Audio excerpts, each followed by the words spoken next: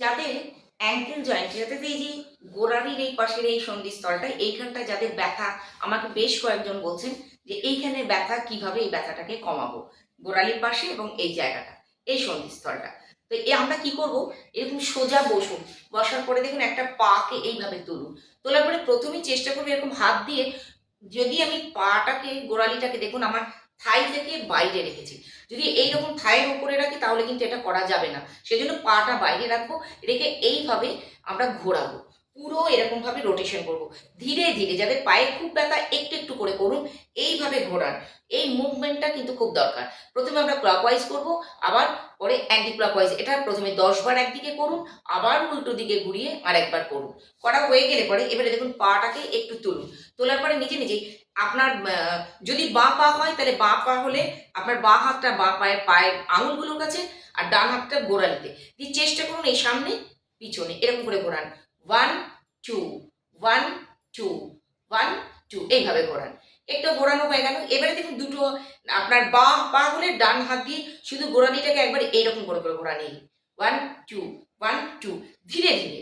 এটা খুব আস্তে আস্তে পায়ে প্রচন্ড লাগবে প্রথম প্রথম, এইভাবে করার চেষ্টা করুন। বা যাদের এইখানে গোড়ালিতে পড়ে গিয়ে কোনো কারণে লাগা আছে, লিগামেন্টের চোট রয়েছে অনেক দিন ধরে, এবার সেটা অনেক দিন হয়ে যাওয়ার পরেও ব্যথা কমছে না, তারা কিন্তু এটা করতে পারেন। এইভাবে করুন।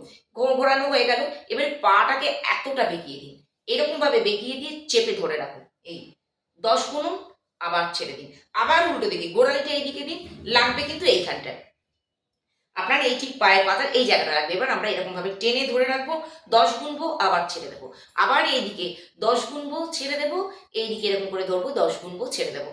একই জিনিস আমরা দুই পায়েই করবো। পাটা বারবার বলছি, পাটা কিন্তু আমরা থাইয়ের ওপরে দেবো না, থাই থেকে দূরে। দেখুন এতটা দূরে, আমি আবার সাইড করে দেখাচ্ছি, আমার পাটা কিন্তু কখনোই এতে রাখলে মাটিতে পড়ে যাচ্ছে, এই থায়ে লাগছে না। এতটা দূরে রেখে পায়ের এক্সারসাইজগুলো এইভাবে করুন, দুই দিকেই করুন। এরপরে পাটাকে কি করবেন, এরকম রাখুন, রাখার পরে শুধু এই 1 2 এইভাবে তুলছেন। এইবার দেখুন সাইডে তুলছি, একদম পিছনে তুলছি, সামনে তুলছি, অর্থাৎ এই আমরা একবার করছি গোড়ালি তুলছি, এটা বসে বসেই করছি, কারণ পায়ে যেহেতু অনেক ব্যথা, আপনার এই অ্যাঙ্কেল জয়েন্টে প্রচণ্ড ব্যথা, এটা আমি দাঁড়িয়ে দাঁড়িয়ে করতে বলবো না, আপনারা বসে বসে করুন, তাহলে কিন্তু পায়ের প্রেশারটা অনেক কম পড়বে। এরকম করে রাখলে, যদি পারেন তো পাটা এরকম করে তুলে দিতে পারেন, কোমর তুলে এরকম তুললে খুবই ভালো হয়, এরকম যদি তুলতে পারেন ভালো, যদি না পারেন তাহলে শুধু পাটা এরকম তুলুন, আবার নামান, এরকম তুলুন। এটা আপনার হাঁটুরও খুব ভালো কাজ হবে, যাদের হাঁটুতে ব্যথা তাদেরও কিন্তু একটু উপকার হবে। এরকম তুলুন, আবার রাখুন, ধরে রাখলেন, এরকম 10 গুনুন, ছেড়ে দিন, আবার এরকম তুলুন, 10 গুনুন, ছেড়ে দিন। এতে দেখুন আপনার কাপ মাসলে প্রচন্ড চাপ পড়বে, তাতে কি হবে, আপনার কাপ মাসলের এক্সারসাইজ হবে। আর যদি এইভাবে তুলতে পারেন তাহলে শুধু আপনার পায়েই লাগবে এতটা, এইরকম। আর যদি এরকম ভাবে করেন আপনার অনেক 3টে 4টে উপকার একসঙ্গে হবে।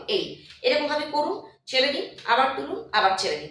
এবার পাটাকে দেখুন শুধু এরকম ভাবে নড়াবো, এটা আমি সামনের দিকে করে দেখাচ্ছি, গোড়ালিটা রাখা আছে, পায়ের পাতাটা তুলে শুধু দুই দিকে 1 2, খুব লাগবে কিন্তু প্রথম প্রথম ভাববেন বাবা করে কিছু বিপদ হবে না, তো না, কোনো বিপদ হবে না। আপনি আপনার মুভমেন্টটাকে ঠিক করতে হবে, এই জয়েন্টের ফ্লেক্সিবিলিটিটা আনতে হবে। তো এরকম ভাবে 1 2 3, গোড়ালিটা তুলে মানে পায়ের পাতাটা তুলেছি, গোড়ালিতে ভর দিয়ে দুই সাইডে যাচ্ছি, 1 2 1 2 হয়ে গেল। এবার 1 2 3 4 এইভাবে করলাম, দেখবেন পায়ের এই এই এই সন্ধিস্থলটা প্রচন্ড ব্যথা করবে।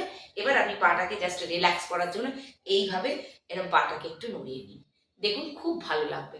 আশা করি এই কটা এক্সারসাইজ করলে পরে যারা অ্যাঙ্কেল জয়েন্টে ব্যথায় প্রচণ্ড কষ্ট পাচ্ছেন, গোড়ালির জয়েন্টের জায়গাটা ব্যথায় কষ্ট পাচ্ছেন, তারা কিন্তু এটা করে দেখুন, সত্যি সত্যি আপনারা আপনার উপকারে আসবে। যারা এই সমস্যার জন্য আমাকে বলেছিলেন তারা অভ্যেস করুন, করে যদি আপনাদের ভালো হয় অবশ্যই কিন্তু একটা ফিডব্যাক দেবেন।